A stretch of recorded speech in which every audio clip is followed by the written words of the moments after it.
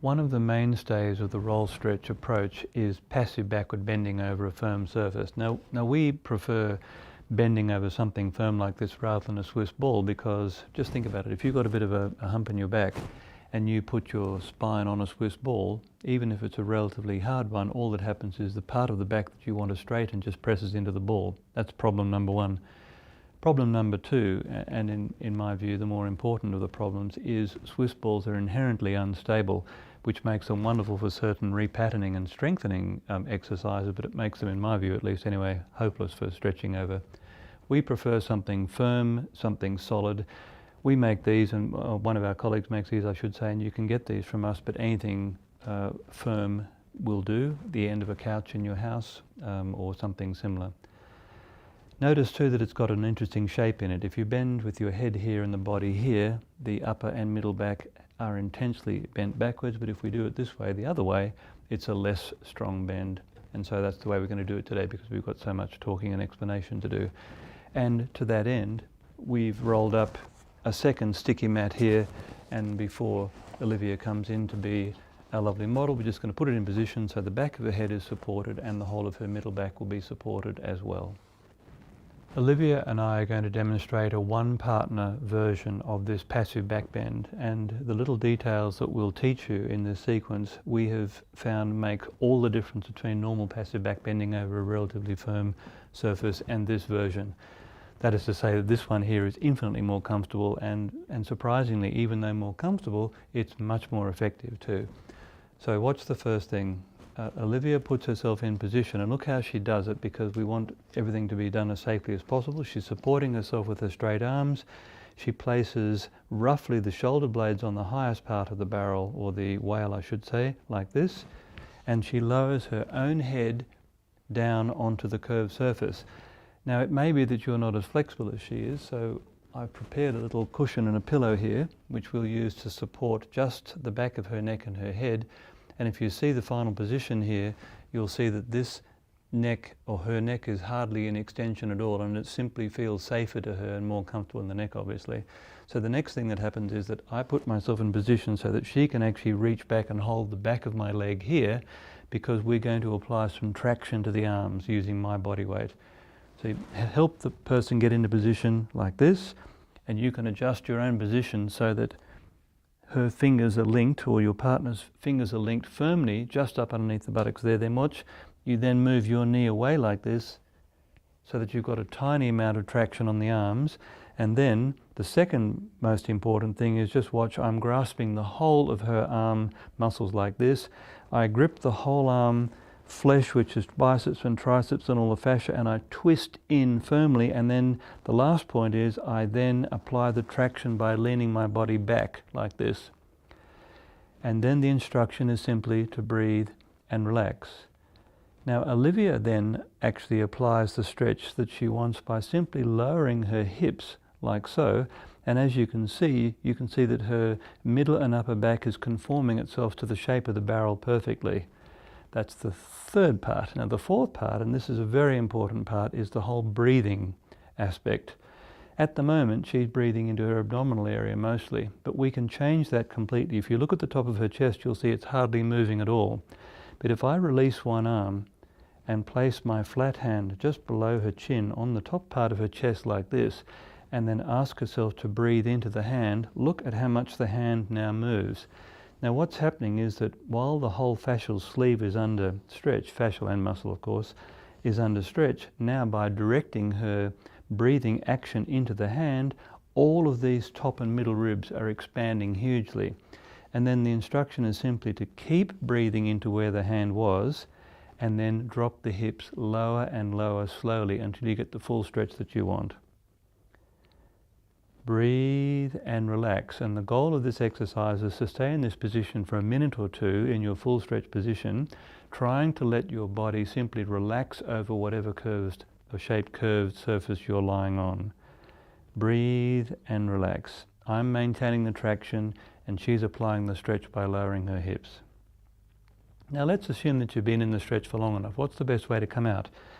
Well, this is the sequence that we have found as effective. Firstly, you release the rotation like this, Then she unclasps her hands from behind my leg and reaches her fingers into the back of her head like this, and she lifts the head up away from the bench like this, and then puts her hands in position to support herself and lets her bottom slide down to the floor. And immediately she then goes into a little forward bend. You choose one that you like, Liv. What she's doing is she's doing the clasped leg version, and as you can see, as she slumps, the part of the back that was being bent backwards most strongly, and this is the part that tends to tighten up when you do that, on this side of the spine, this is now being given a full stretch, and you can add little slumping movements and little movements, other little micro movements as we like to say now, and all of the parts that might have tightened up during the backward bend will be stretched. How does that feel? Lovely. Excellent, and that's it. Try it, you'll like it. If you have the luxury of a second partner, you can get the world's best passive back bend by doing this. First, we'll just rehearse the same cues. Grab as much of the flesh of the arms as you can, squeeze the whole arm, and then gently lean back and pull back at the same time. And then Liv gets into the beginning of this second version by lowering her hips to the point where she has a stretch, which is about there, okay? And she gets used to that breathe and the other things that we did before. But for the contraction, this is the way that we're using now. Dave then steps in, and you'll see he's placing the heel of his palm over that front bone at the hip, the ASIS for the technical ones here. And Liv, when she presses back against his hands, she doesn't use her legs, she uses her tummy muscles only. And now, Liv, when you're ready, press back to Dave. 5, 4, 3, 2, 1. Stop, relax, breathe in. And Dave follows her as she lowers her own hips down. Don't let the person stretch you, you stretch yourself. And you can always ask the person to add a bit of extra weight, of course, if you want to. How does that feel? She's nodding, that's enough, Dave. Stop there, breathe and relax. And Liv, imagine I've got my hand on the top of your chest again. Watch this, everyone. See how the chest immediately moves? Just the thought of that cue is enough to make it effective if the person has actually had the actual experience of it. Now that's excellent. Breathe and relax. Did you also notice how slowly Liv lowered her hips into that second stretch position? That's the only way to do it. Otherwise, the muscles at the back that are on the support are very likely to cramp. Now, watch this. Dave now takes his hands away from her hips. Oh, you're going to do that as well, eh? Okay, great. In the stretch position, he's now going to move the fascia over the stomach on the left and the liver on the right, and move the fascia up over the ribs. Beautiful. Feel that? Mm-hmm. And let your hips relax even further. Now this is the surprising thing. When the fascia restrictions are released, and this literally is what a fascia release looks like, just a moving of that tissue over those bones, what the brain experiences is there's no restriction of the movement, and all of a sudden you can stretch further. And the effect can be dramatic depending on where your tightnesses are. Were you going to do any other ones? Mm-hmm. Can you try even a bit further up, Dave? Yep. You can work a little bit higher. You have to be very careful not to push on the xiphoid, on the little bone coming out of the sternum.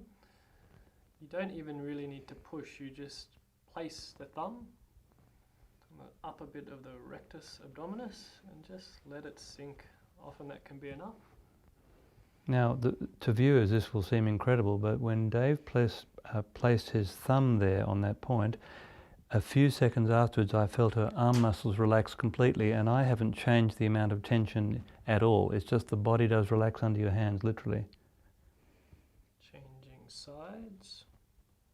In fact, I can increase that traction a bit now. Tell me when to stop, Liv. That's good. Okay. And that's another aspect that can't be overemphasized. You must be communicating with your partner at all times. And so if you actually have established good communication channels, it means you, the stretcher, in this image who looks like she's being stretched, she's actually in control of the whole thing. That's critical in my view.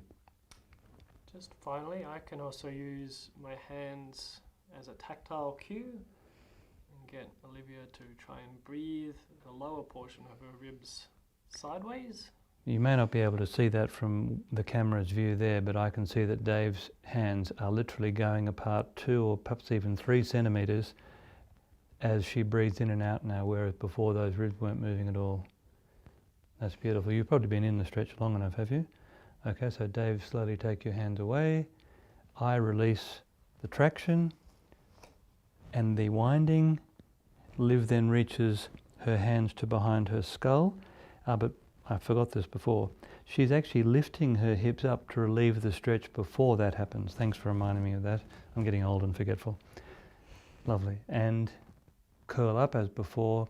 And remember, always, when you've done any kind of strong back bend, you must stretch the spine forward first. And the part of the spine to emphasize is between my fingers here, between C7 and the lower part of the middle back. That's beautiful. How does that feel? Lovely. Also, you can induce your own little extra micro movements like this by pulling a bit harder on one arm or the other and letting that part relax a bit more, because as you slump and turn, that's now stretching this side of her back more, and when she does the other side like this, that stretches this side more, and a combination of those things will feel absolutely fantastic. Passive back bending, it can't be beat.